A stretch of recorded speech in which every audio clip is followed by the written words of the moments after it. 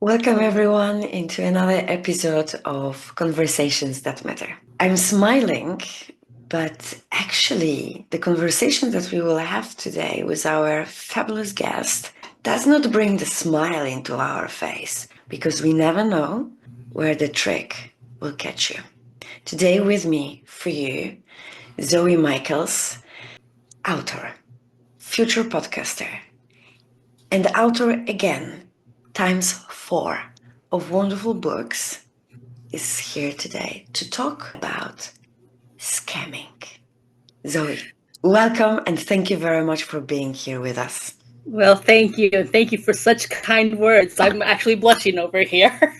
um, yeah, it is a very serious subject, and it's a very hurtful subject, especially when you're going through being scammed or when you're trying to recover from it. And, you know, in my experience, the first time I was scammed, I curled up into a little shell. I was ashamed. No more than maybe 2, 3 people knew about it because I kept it to myself. I basically hid underneath a rock. And I created all kinds of rules to protect myself because I never wanted to encounter that again. And I did good for about 5 years, but I had a really bad year. I lost a business. I had been divorced the year prior and lost my mother within a few weeks of each other. A friend had committed suicide. So I was in a very emotionally vulnerable place. And I let down my guard and accepted a Facebook friend that I normally maybe wouldn't have. And I was on Facebook more because I was trying to start a new business and I was engaging more than maybe I would otherwise have done. And I did my homework. I looked at the length of the profile. I did all kinds of homework thinking I knew what to look for. Even when I accepted and had the conversation, I told this person, it's been a nice conversation, but this is our first and last. And I sent him packing, I thought. He came back. And we had another nice conversation, and I sent him on his way. And he came back. So the third time he came back, I nicknamed him Boomerang because he kept coming back. But by that third time, I got comfortable hearing from him, decided that, okay, we will converse, but I'm going to be very cautious about what I share. And when he moved me, and this was a red flag that I again ignored, we moved from Facebook over to WhatsApp. And even at that, next to his name, I put in parentheses, possible scammer, because I wanted to be on my guard. The problem with a manipulator is if you give them an inch, they will take a mile. And so It's almost like with the kids. Yeah, it's so true. I'm sorry to say that, but it's so true. You are showing a finger and they are already here at your neck. Yes, it's so true. And they also start off innocently. They ask for innocent things. They get you used to saying yes. And that's the danger. You know, when my son wants to come and ask for something, I already learned what kind of bridge he is trying to build and the attitude. Whenever he's having this specific attitude, I don't know, only when he wants to ask for something. It really requires like a beg you, mama, I agree for that, yeah? Not always with money related. Yep. It is like, I said, okay, Victor, to the harbor, please. I'm like, okay, mama. I said, oh my God, again? You can recognize the signs. Yes, the signs. Like, okay, it's a red flag. He's coming to ask for something that I don't like. See, but that's because you know him and you know what you're up against. We have to educate ourselves. We don't necessarily need to know every bag of trick, but we do need to know certain things to watch for. And I think the number one thing is that if they are, even if they aren't specifically saying, hey, keep it quiet, if they are encouraging you that where you're already inclined to keep quiet, that's the hugest red flag of all. What does it mean? Sorry, but what does it mean? They encourage you to be quiet. So they thrive on secrecy, right? They want to keep you isolated, because if you're isolated, then no one can save you from them, right? If I'm telling my best friend, hey, I just met this guy, or I've been talking to this guy, and my friend who is not being in contact with him says, yeah, is like, are you sure he's what he's cracked up to be? Do you think he might be scamming you? They don't want that, especially in the early days. They want to keep you under their influence, Okay. right? So that's one of the number one things. If they encourage you to just, let's keep it private, even if they're not the one saying it, if you're already inclined and they're like, yeah, that's a good idea. Number one thing, you should always be able to tell someone and get that independent opinion. It should not be just you and that stranger. I believe the life is happening in the phone. It is. And unfortunately, not only for single people, for married people too. Yes. They do not talk to each other at home. They will be busy after dinner on the couches, different angle, the corner. And they are both scrolling on their groups. They are members on Facebook, Instagram, whatever. And they're engaging with various people. Yes. Yeah. And I have noticed that the strangers are approaching. And it was always for me interesting how, especially Facebook was the first platform where you are connecting with various people, and how someone can have 1,000 friends. Yeah. Then I have learned, but it was like 10 years ago. And then I have learned, no, people are connecting with each other. We didn't talk about AI. We didn't talk about the scamming yet. For me, it was incredible to connect with the person on Facebook that I don't know physically, not virtually, but physically. Right. Exactly. And there's such a danger in that. Till now, I do have only 106 friends. That I think maybe 101 will be my physical friends from the primary school, from high school, from the university. And then 5 will be authors from the book that I was a co-author. It was a collaborative book. And 1 gentleman or 2, something like that, I was guest in their podcast. Yes. So I connected with them, and then we are exchanging some informations, blah, blah, blah. That's it. Right. And right now, of course, it's different. I have a page, and my profile is personal anyway. I don't post about work over there. Yep. But it was always interesting that people are doing this. Because it's so dangerous. Yeah, it's true. And the thing is, you almost, if you're in a situation where you have the ability to only have Facebook friends that you do know personally, which would be my preference, I would rather have just like that 100 myself. But when you are starting a business, Facebook says, if you have a business page, we won't let you do this or that because your page isn't old enough. Well, your only choice then is to go to the page that is old enough, which in my case was my personal page. Okay. And so that's one of the reasons I was working off of that page. Should I use my Facebook personal profile? It's just you gave me an idea.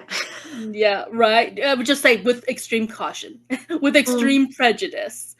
I feel like as long as you keep the conversations on Facebook and on Facebook Messenger, you at least have the ability then, if someone does do something suspicious or tries to get you something, number one, you've got proof right there, and you can report them to Facebook. So that's the safer side of things. As long as you don't wander off of Facebook, there's at least that. The nice thing about Facebook Messenger is that when you block someone, they are blocked. You're not going to get any additional messages. I learned the hard way when I first broke off with this scammer via WhatsApp.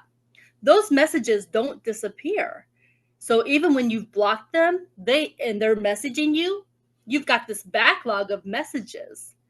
And I stumbled upon these messages, all of them like, I don't understand. Why did you go away? What did I do? And so he dragged me back in where I was, initially like, nope, we're not doing this. I thought, well, did I misjudge him? And so I got pulled back in. But that's what they do. And WhatsApp allows them to do that. And I did not know that about WhatsApp until that experience. So, do you think that, scamming today, it's like a second skin right now. It's equal world happening. And it's horrible from the perspective that over the last 15 years, the world made us living in the phone, in the electronics. Yeah. And now electronics are, you never know, and you don't know anymore what's the real reality, what's not. On YouTube, we are having right now the artificial intelligence on the podcast. They are replacing with voice, with the facial, the politicians, and so on. Are the news real? You do have to wonder. It's, AI can be a great tool used responsibly, but there is that danger too of it not being used in a way that is good for people. Like you said, you mentioned earlier about models being AI models and maybe not looking like a regular girl should look, and therefore, maybe creating an unhealthy, I should look this certain way. And there's definitely that danger there. Before we get into the podcast, I just took scammers in today's world. I asked Uncle Google. And the latest scams in 2025. I will not read everything, of course, but sure. Yeah, just AI scams, phishing and smishing, AI Yep. images, deepfake videos, fake and cloned voices. Even, I don't know if you are listening the Joe Rogan and there are other podcasters, and they are using babies and their voices. Oh. So, No, I mean, it looks really hilarious. Yes, it's a comedy. It looks hilarious. And they use their real voice, like from their real happened podcasts. Yeah. But it's something entertaining. And we go further, we go further, we go further. How far we will go. Yeah. When we will stop entertaining ourselves with the rectangle. Right. And start entertaining with physical people who are in our community. Right. So, imposter scams, spotlight email and text as preferred contact methods, sextortion scams targeting children and teens, romance scams, spotlight accidental text message. Oh, yep. We've seen those. Phone-related scams, robocalls, malicious apps, QR codes, SIM swapping, one-time password, OTP bots, Mm-hmm. cryptocurrency and investment scams, Yep. online purchase scams. And with online purchase, what I have learned recently, there was some scam that they have opened an online shop. I don't know how they did it for the Primark, the UK type of shop like Zara, H&M, and so on. Oh.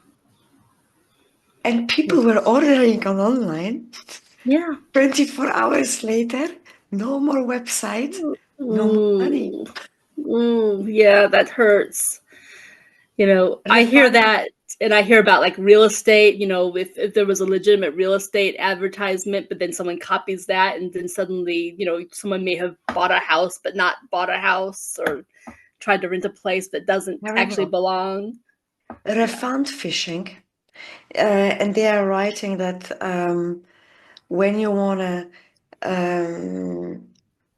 to get money for something, so you enter all your data, and this Mm-hmm. camera is already in, and Mm-hmm. Yeah. the boat is gone. Right. Employment scams and remote type of work. It's absolutely gold VIP invitation for that, I believe. Mm-hmm. Yep. Check fraud.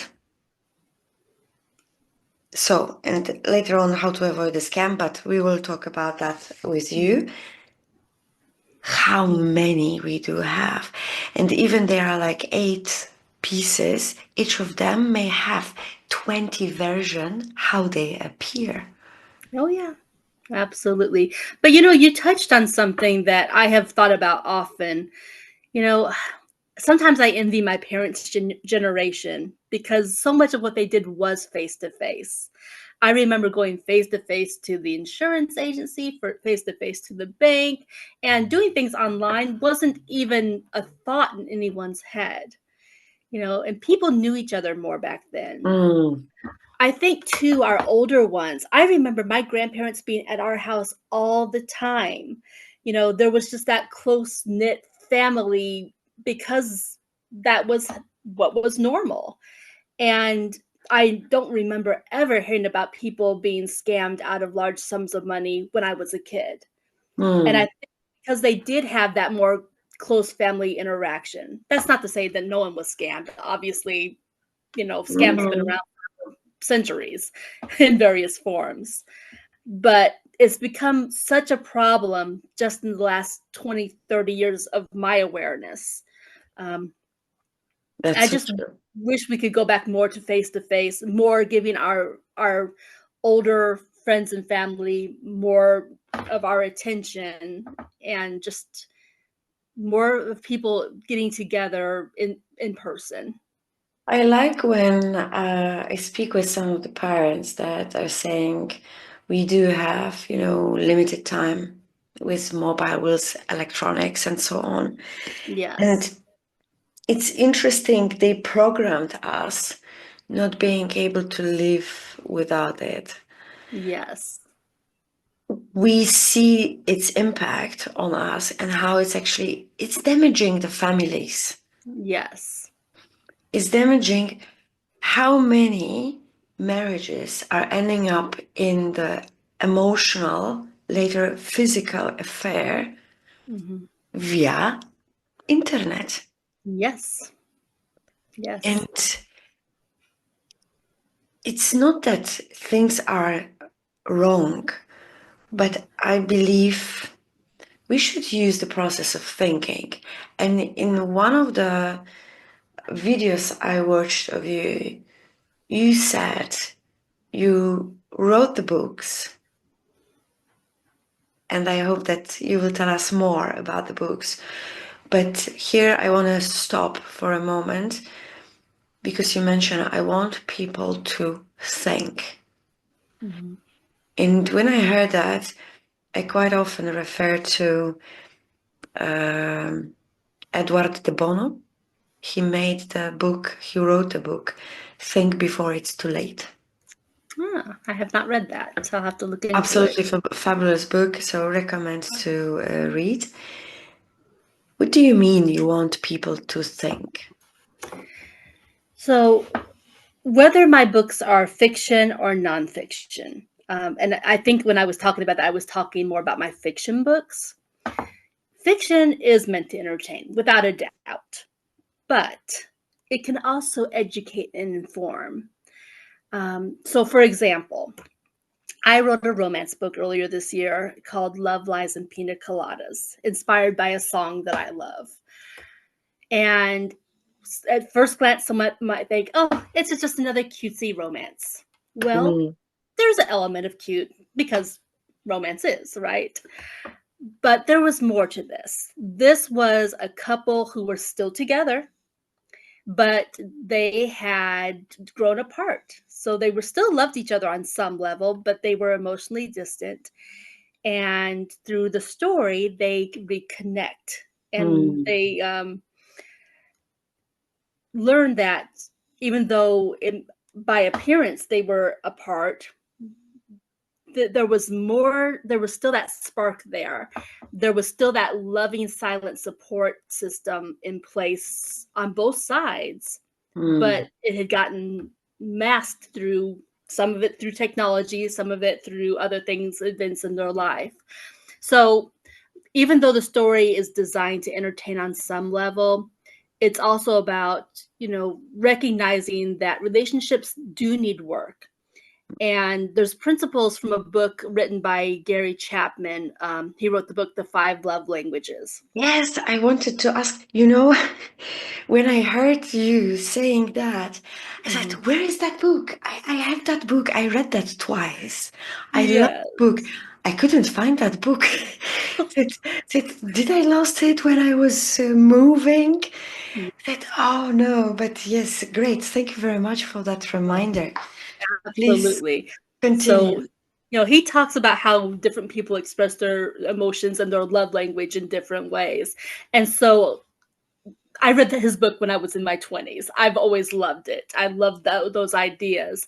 And so those are underscored in the course of the story, Mm. that, you can see what their love languages are as you're reading the book. And that's also how they were able to heal their marriage, through that and other steps. But that's what I want. I want my books to make people think, okay, how can I use this in my life? Because no matter what you're watching, there's always a lesson in anything you're watching. Just the other week, I was rewatching a movie. I grew up watching musicals. My mom loved musicals.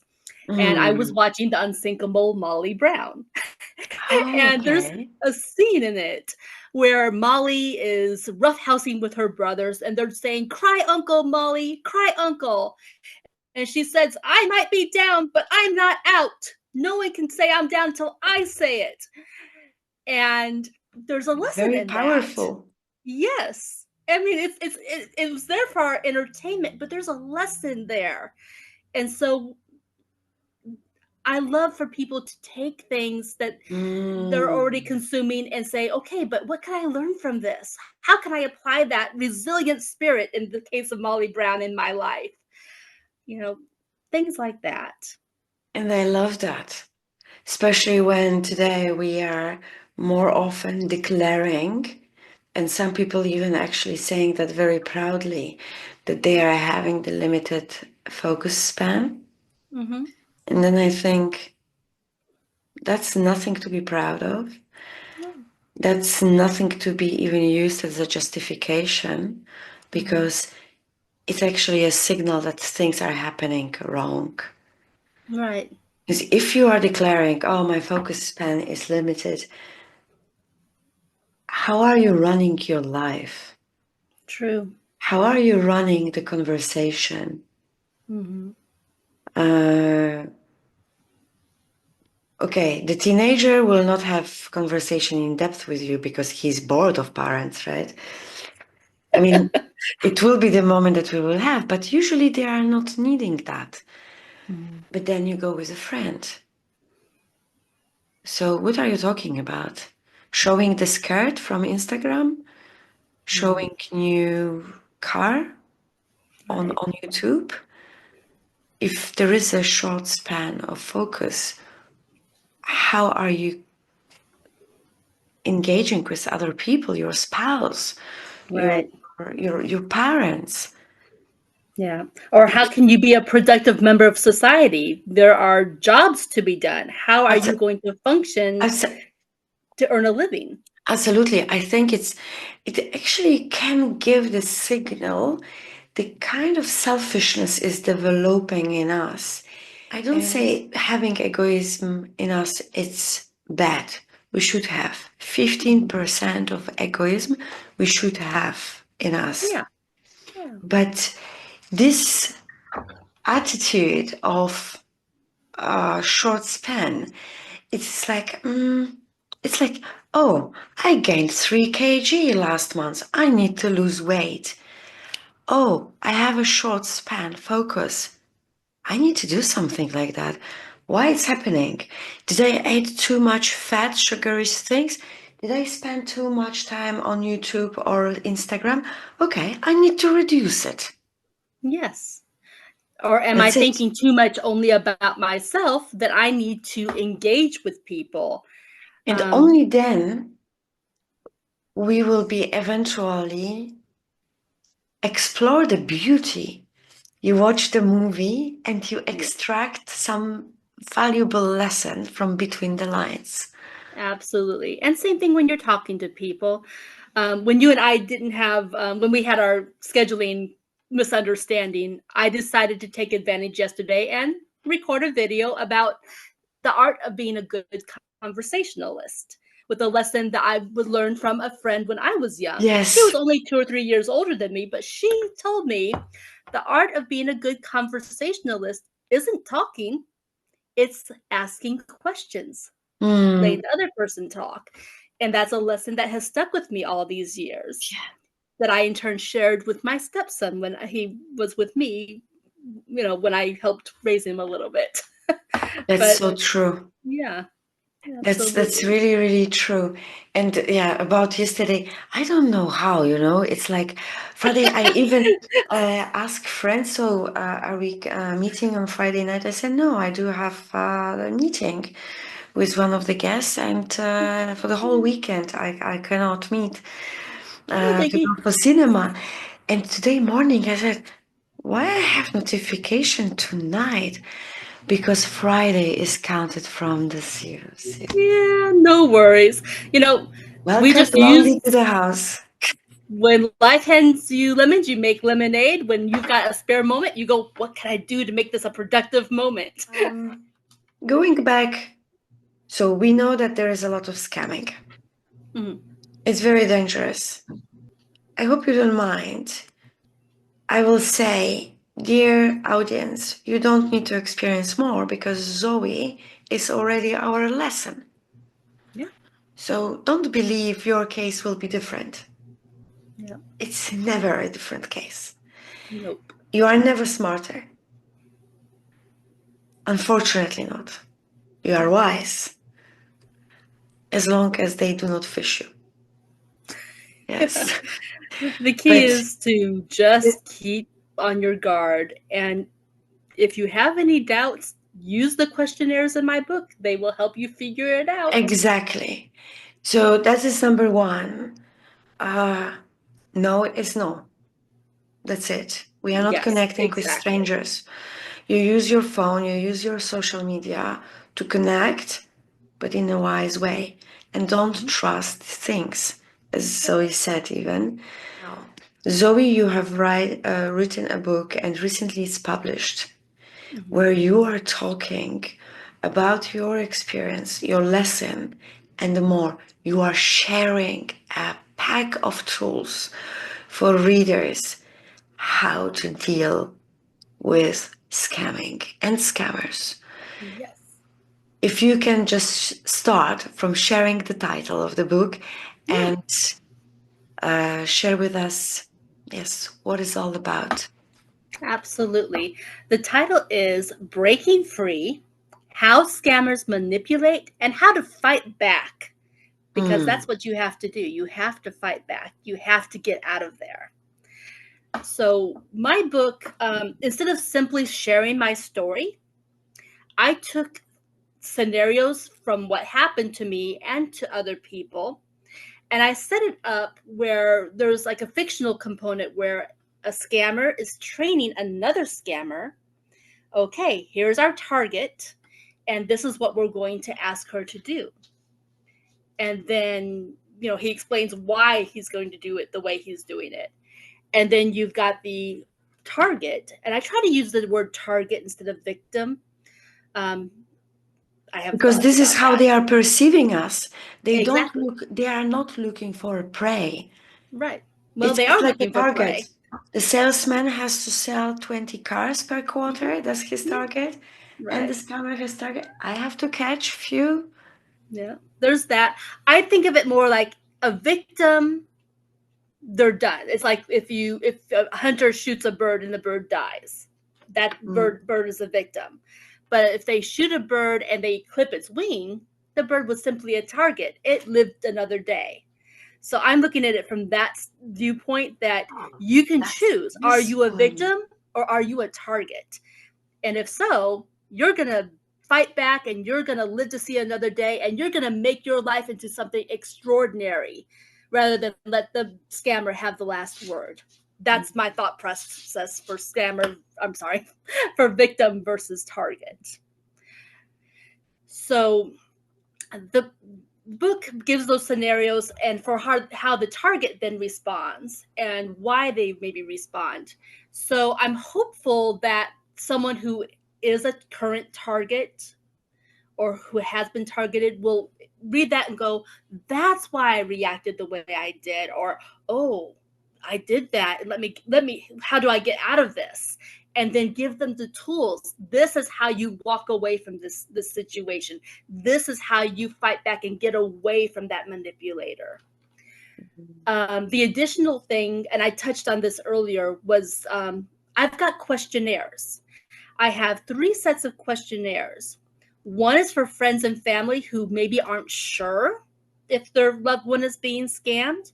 So it asks them questions. Have you noticed this behavior? Have you noticed that behavior? Have you seen this? And then it helps determine, is it likely that the person's being scammed, or are you just, overly concerned? There's one for medical and medical professionals, mental health professionals, for them if they see something in their patient. And then there's one for the person who is being targeted. If the medical or the friend has said, I'm pretty sure my friend needs to have this book, or my friend needs to have at least this questionnaire, then if the person is honest and answers it, then they can hopefully draw the conclusion on their own. Oh, I am being scammed. And the thing is, they need to be the one to draw that conclusion. When I was being scammed, people told me at various intervals, we think you're being scammed. And even though I heard them, there was a part of me that was like, well, but you don't know about this situation or that situation. And even when I tried to talk, to the scammer, they reassured me and this and that, right? They drove me closer to the scammer than to where I needed to go to get out. And even when I actually tried to get out and did what I was told to do, like one friend said, give them my phone number, give them my contact information. If they're legitimate, I will help them. But you have to cut off the association. And I failed to cut it off because I was worried about the person, because I felt like they legitimately needed help. And so the key is to approach it in the right way. That person who's being manipulated, they're in 3 feet of water, but the manipulator has them convinced that they're way out deep in the ocean. Oh, wow. That's what it feels like when you're under the influence of a scammer. Wow. They've got you so turned around that you think you will drown because you're way out in the ocean. You have no idea that you could simply stand up because you're only in 3 feet of water. There's help right there if you just reach out your hand. But they've got you so turned around that you can't really think straight. When you mentioned that you were going before the second time had happened, you had your rules, but then heavy year had happened. that More had heavy, effect on your emotional status. Yes. And when we carry some traumas, carry some experience, behaviors, patterns from the past, those patterns sometimes are creating a hunger, emotional hunger in us, that later on they become our drive. Yeah. And based on which we will make, is a cat coming? It is. Can you tell? I'm like, stay back, little one. No, I would love to see. So it doesn't disturb me. So maybe we'll be more free and calm when it can come.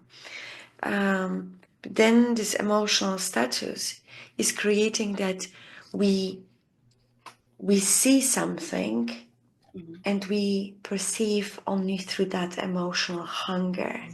Yes. And That's exactly right. this can be that they got your attention because you felt lonely. Oh, without a doubt. Without a Okay. doubt. I was living by myself. I had 2 months before, a friend had committed suicide. A month before that, my business started dying, and my business was on life support. So I was by myself. I was talking to people every day because I work on the phones and I interact with people, but I didn't really. I saw my friends once or twice a week, but I was just in a deep, dark place because of everything going on in my life. I was withdrawing because of the business issue and the loss of a friend and everything else. When your friends recognize that something is happening, did they recognize quickly, or it took some time that you've met someone online? Right. So here's what's interesting. My friend was also affected because the friend that had committed suicide was known to both of us. So she was also being affected. So she was not her usual self either. But she still picked up on some things. I found out after I finally came clean to her. And I didn't come clean with her until after I wrote my book. That was the first time I felt brave enough to say something directly to my friend about what had happened. But she had picked up. She had even asked some subtle questions during that time period because she was concerned. But because I was under the influence of that manipulator, I was very guarded in what I said and what I shared. And so even though she told me she thought something was up, she didn't have conclusive proof. And she and I have always been very honest with each other. So she took me at my word because I had said, well, no, all's good. She took me at my word. This Maybe is if had somehow she had the questionnaire, it may have been different. it will be one of the first flags. If we feel shame for sharing with our best friend something, it means it's a wrong choice. Right. Exactly. We don't If something think, has to be we don't secret, something's overthink, wrong. we just switch off, delete, cut off the SIM card, whatever it is.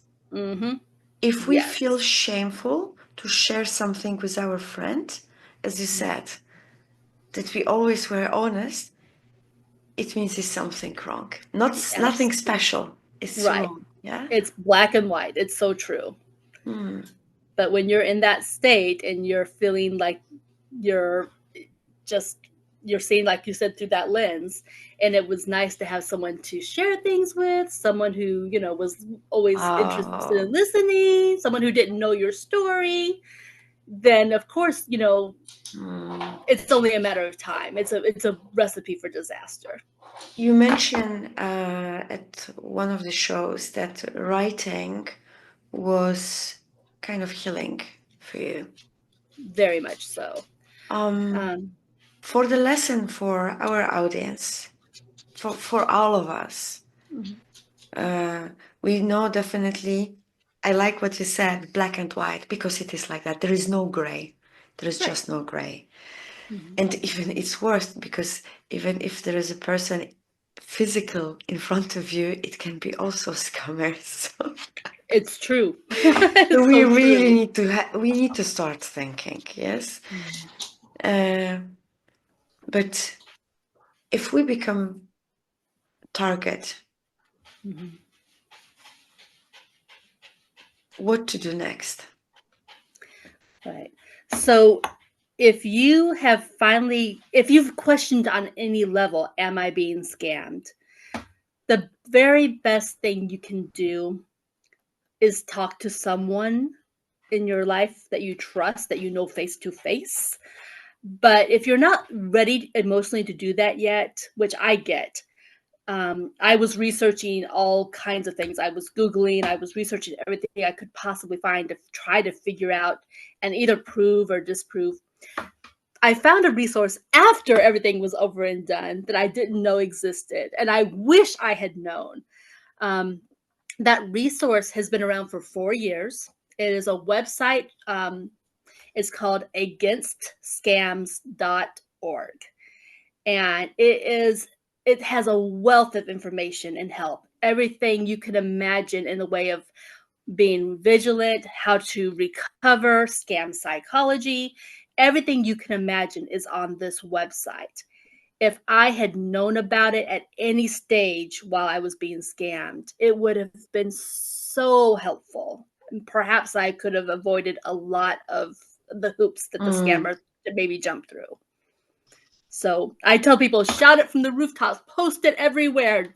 Let people see againstscams.org. You might save someone years of misery. The website, you can find, dear audience, in the description. Next to the website from Zoey. And definitely it's important. And thank you, Zoey, for sharing that, because learning about these things is very crucial, especially these days. Yeah. Now you know better what to do after you have a feeling that you become a target. You are feeling shame to share with a friend, and it took a while. She read from the book. What was her reaction? You know, the beauty of a good friend is that they always love you. They love you like family. And my friend was true to that. You know, she was very sorry I had dealt with that. She did express that I wish I that she wished she had known definitively. She was like, I thought so, but I wasn't sure. But at no time was my friend judgmental, which is so beautiful, because very often people are like, well, I told you so, or I've been telling you that you've been scammed. That's not helpful. It's not productive. Some very dear friends who early on, the ones who had offered help to the thing, had said, we think you're being scammed. And emotionally, even though I heard them clearly up here, emotionally I heard, because who else could possibly be interested in you except someone who had bad intentions, that was a scammer. Emotionally, that's what I heard, even though I rationally realized this was coming from a place of love. Oh, okay. So they only think, obviously, that I am not good enough, that only a scammer can look at me and can fall in love with me. Right. Right. Oh, That's what you're that hearing can on an hit. emotional level. Yeah. That It can hurts. really hit. Yeah. So that's why I really go back to, if you're going to say that, couple it with reassurance that you are a lovable person, you are worthy of love, you deserve love. If you're going to say, I think you're being scammed, pair it at least with that reassurance. Better yet, let them draw their own conclusion. That's again what the questionnaire is for, because only, just like someone who has an addiction can only save themselves by taking action, they have to want it. It's the same thing for someone being scammed. They have to, first of all, believe it themselves and then be moved to action. This whole story, we are so much trying to convince. No, it's not this case. Yeah. No, she really loves me. Mm-hmm. No, you don't understand. You don't understand how the thing that we have is so special. You don't understand that. Right. Well, Because and you that's never had that. right. Exactly. Well, and here's the interesting twist in my case. Even though there was an element of romance to it, it didn't start out that way. It started as business. I grew to care, but then as quickly as I began to care, this person disappeared, and I ended up with another person related to the situation because person number one was supposedly in jail in Dubai. So the greater portion of what I was dealing with was with someone I had no emotional connection with. It became more of a humanitarian, this person's going to rot in jail if you don't do something kind of situation. Mm. So even though my friends had expressed, if he's in trouble, we will help him, but you've got to cut off. There was an element of I care for this person, but there was also an element if you don't help him, he's going to spend the rest of his life in jail, and that's why it was so hard for Oh, me to walk you ate that away. worm? You ate that worm? I did. I was. Oh my goodness, yes. Did you feel So like a hero that you are saving a man? no, it wasn't even about that. It was just I felt like if he's telling the truth, I cannot walk away. I just, Mm. it'd be like walking along a bridge and seeing someone about to jump. How Can you did walk you away from verify that? it? Because you helped. So I understand you verified because you said, if he says it's true, I cannot walk away. I need to help him. So you Mhm. verified Yeah, in your mind. mhm. Yeah. And I did my research. I attempted to contact, because supposedly this was in Dubai. There is legitimately a law that says if you travel into Dubai on one passport, you have to leave on the same passport. This guy had a dual passport situation. They had set it up that way. Um, so there was legitimately a law. There was some truth to what they were saying as far as the law was concerned. And people do go to jail for that reason over there if they're traveling through the country. My attempts to actually speak with someone specifically in Dubai, I kept hitting roadblocks. So I was only able to verify up to a point. So it was just vague enough that, like, well, if he's telling the truth, but he. So, and at various intervals where I would have walked away, even without outside influence, um, they actually brought in either another scammer or perhaps another. I'm going to use the word victim this time, another Mhm. victim or another target, and yanked me back in even when I was just frustrated and ready to walk away. And, if you rot in jail, you rot in jail. I'm sorry, kind of a thing. Because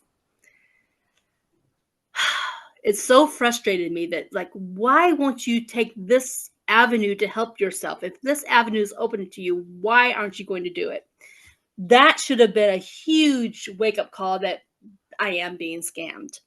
Mhm. I just thought I was dealing with a really stupid, stubborn man, and who of us, doesn't have a stupid, stubborn man in our life, somewhere, right? Kind of when we are kids and parents are telling us, don't do that. What's our answer?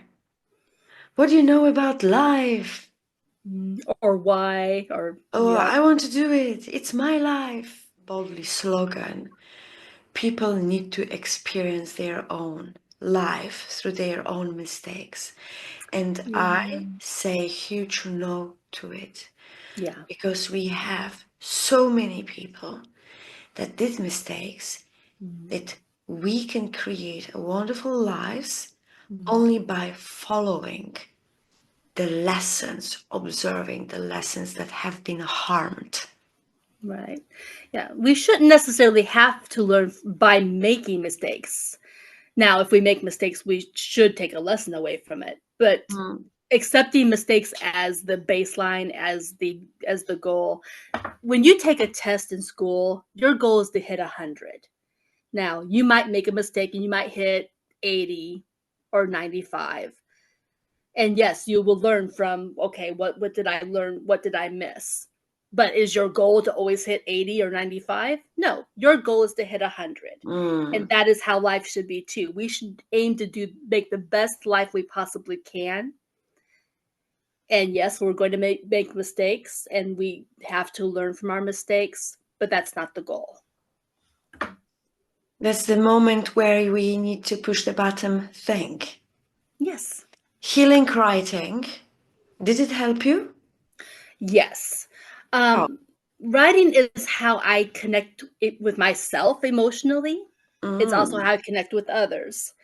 And so writing helped me to process and, figure out what did I do? What did I do wrong? How can I fix it?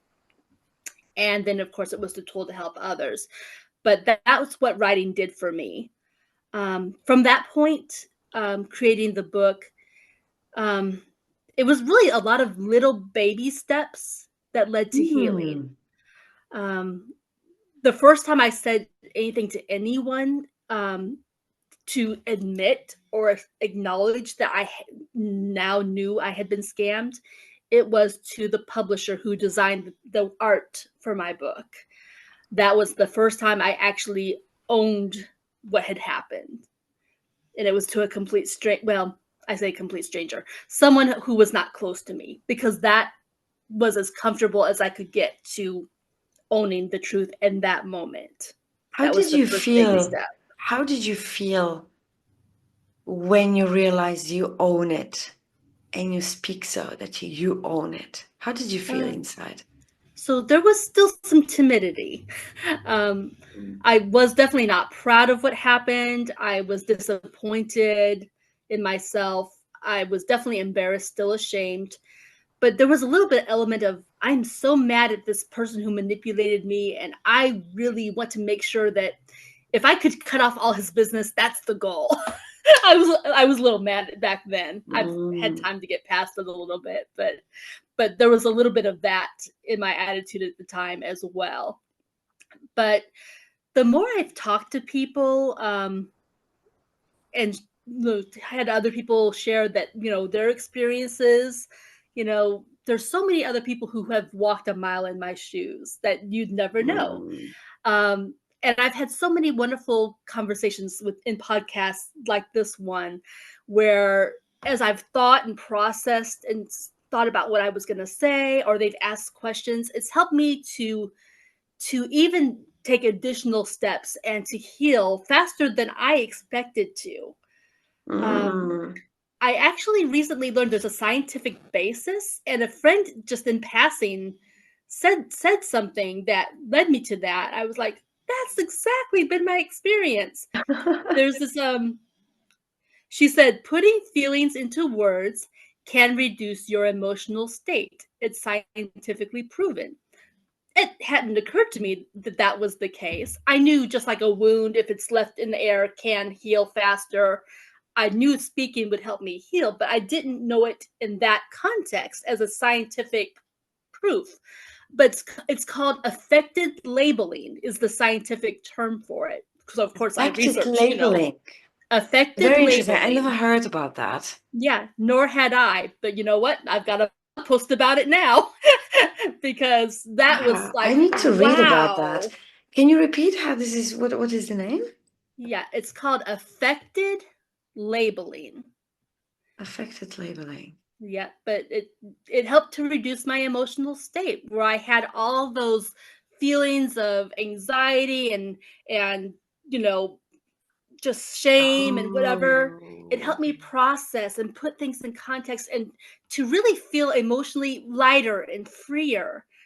So it was the exact opposite of what I was afraid of when I first started the podcast.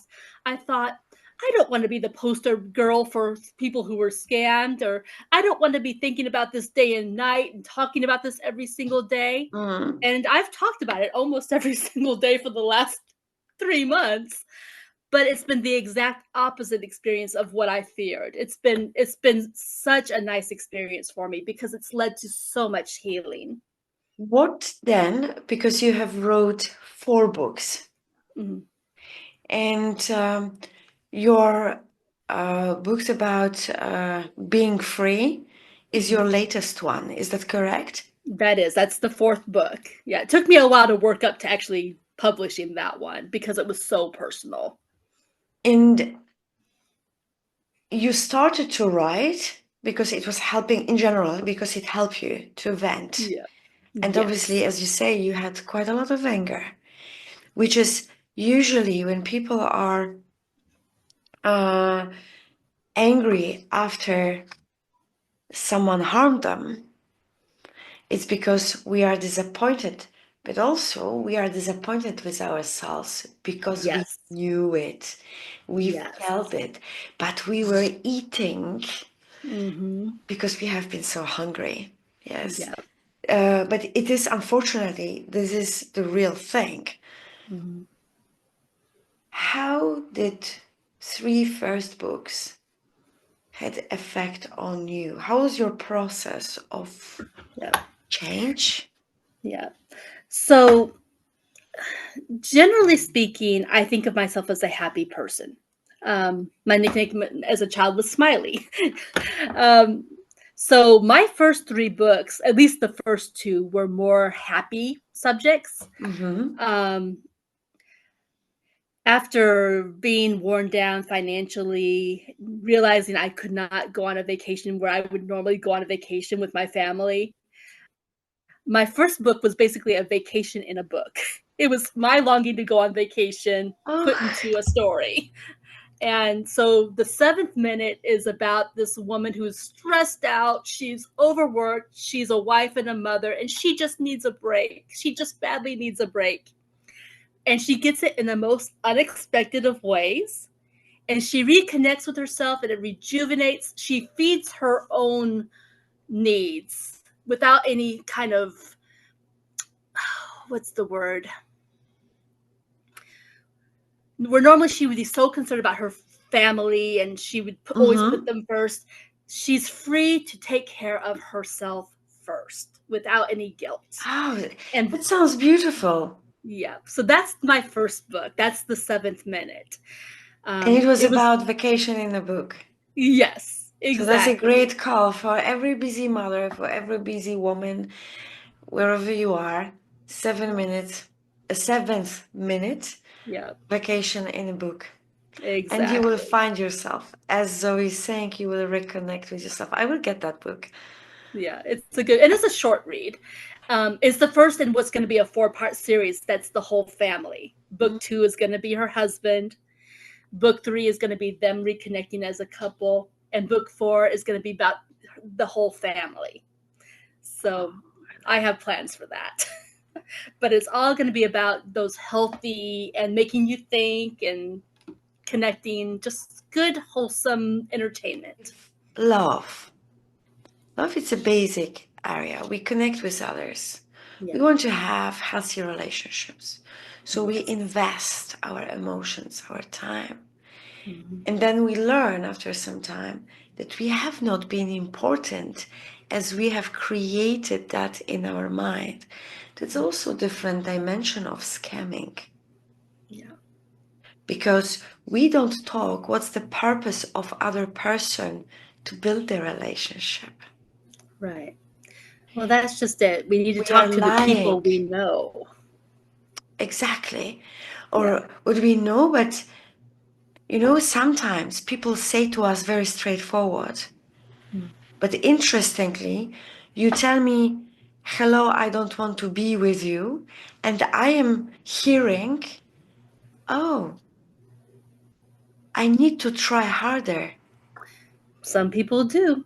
I need to buy him some expensive gift and so on. Mm.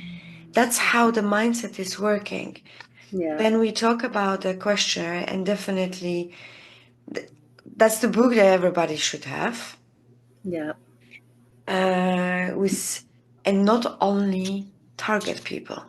Mm-hmm. So if our audience, if you are having around yourself people that you smell something is happening, don't double question yourself. Get the book, get the questionnaire, contact Zoe, and get that person out of the net. Exactly. I would say even if you know that in person, face to face, get him or her with people who you also know face to face and let them get their perspective. You know. But around this, we are also touching a very important element, the traumas, Mm-hmm. our hunger, our loneliness, our individual needs, which I will put on the preventative level. Yeah. What will be your advice for people to prevent that? Yeah. Just Are we talking about in the prevent realm and of make people relationships? Like in the realm of relationships, or is that what you just mean? general to prevent to be scammed. Yeah. You know, for the financial. If Yeah. I am poor, my boyfriend has dumped me, and I am having this kind of job, and someone is approaching me, oh, you can become a millionaire and have a villa in Dubai. It's emotion. Yeah. The best thing you can really do is seek. First of all, you should be the one in the driver's seat. If someone's approaching you, for me, that's red flag number one. If you didn't seek it out, take a huge step backwards. Number one. Number two, talk to your friends and family that you know face to face, because there is a what they call a hidden job market, and it's going to be sometimes word of mouth from legitimate sources of people you know. But if you don't have that, then go to legitimate sources, go directly to the employers. Definitely do your homework, find out about people, legitimate sources. Or if you don't trust yourself, that's what headhunters or, other people who find people jobs do. But make sure you've, confirmed their legitimacy before you go down that road. So just there's a saying here and maybe there that a good defense starts with a good offense. And what better words could you have for that? That's the killer. Emotional wellness. It will be the key. Yes, And it can be really is. actually a very nice approach to avoid any kind of troubles in life. Yeah. Start with yourself, work out what is happening in you, and then eventually go and be open for the world. Right. What's the difference between Zoe 5 years ago and today? Oof. Well, 5 years ago, Zoe was married. Oh, okay.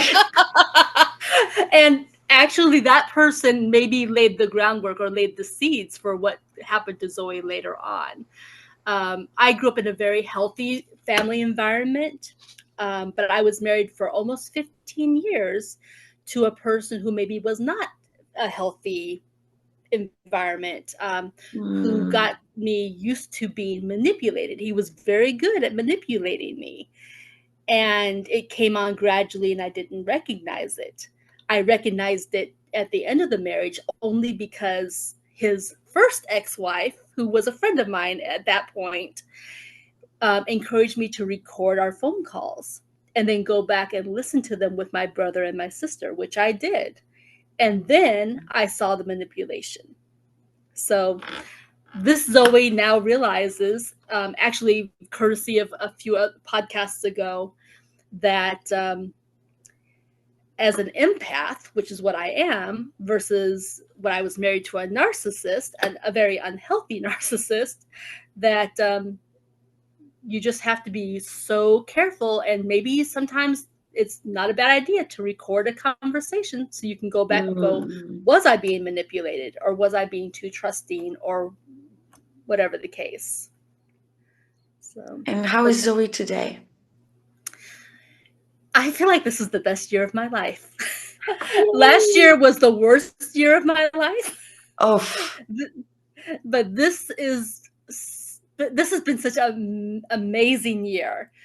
Taking that horrible thing that happened and saying, I'm not going to let it beat me, and I'm going to do something that I was maybe before too afraid to do, or what thought was just unreachable. I'm going to be my authentic self, and I'm going to write stories, and I'm going to live in my imagination and creative world. I'm going to create this podcast where people can express themselves and have the same safe space that I've been enjoying. And I'm going to write music because Music and books Music, go hand in hand, wow. which I have done. I have written songs. They are on my website. Listen to them for free. But Okay. I just I didn't anything. see that. I have to go back then. Oh yes, yeah. There's all kinds of songs. You just click the link and it'll launch the song. But I have just decided I am going to live in my creative, crazy world and enjoy every minute of it. And if it splashes on you and you and you, well, enjoy. Amazing. That's wonderful. And I'm very happy that you have reached that level. And it's, is it a matter of black and white? Life is hardly ever black and white. There are certain things in life that are very much black and white. Some areas are varying shades of gray. Um, Hmm. so I try not to think too hard about it. I just live my life and I do the things that we call adulting so I can keep a roof over my head and food on the table.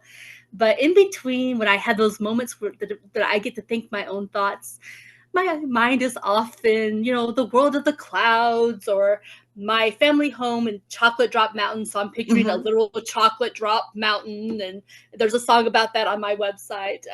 But my mind. Oh, the other day I was thinking about literal green men from Mars. Like, what if there was a farcical idea where the Martians, just messed up in a big way. They were looking through their telescope lenses, which happened to be green glass, and thought that Okay. we were green here on Earth.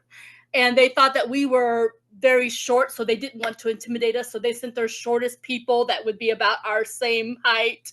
And they just messed up in a royal way. And so now we've got little green men here on Earth that, whoops, we made a mistake, kind of a thing. Because my mind just kind of rolls that way.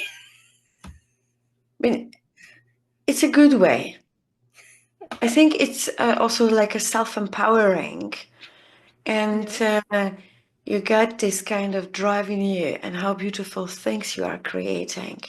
When you have realized, you mentioned twice you became a target. How did you feel when you realized that you are a target? Oh, disgusted with myself, with what happened. And I think even more so when I talked about being angry the second time. Um, I had looked high and low for definitive proof, either to prove the person was or was not who he said he was.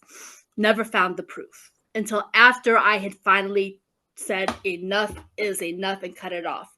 Then about 2, 3 weeks later, the proof landed in my lap without me looking for it. And that, I think, was the catalyst that said to that where I said to myself, okay, let me do something about this. I am angry. And more than that, other people need to know where those pictures are, because this person freely shared all kinds of pictures, but they disappeared. And I was like, no, no, no, no, no, no. We are going to post these pictures. We're going to make sure other people recognize you for the scammer that you are. And I'm going to take this thing that I was using for my own therapy, and I'm going to create that tool. And I'm going to make sure that if there's a chance that I can even reduce your income by the least bit, if I can stop people from being scammed, and if that money can go to help people keep their homes or whatever the case, then that's what we're going to do. So I guess the best word for it is being empowered myself. That anger pushed me in that direction to let's publish, even though I prefer fiction, I'm going to publish this book instead. I'm going to push for a nonfiction book that's going to help people because they deserve to have the help. You do not, you rotten scammer, you. So, yeah. So you followed the other truth, the other rule, truth. So you followed the right way to share the news with others, to share the knowledge with others, to protect others, which is very powerful rule to follow. Yes. Yeah. What will be the message to the world from you?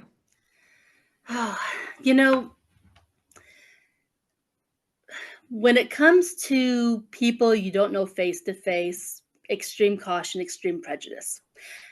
Now, as far as maybe you're like me and you've wandered through life, trying this, trying that, there's nothing wrong with trying a lot of different things, getting experiences, hopefully good experiences. But until you find your authentic self, find your voice, for all the bad that happened, it finally pushed me to find my voice. My voice had been hidden for such a long time. All that craziness was only up here locked in.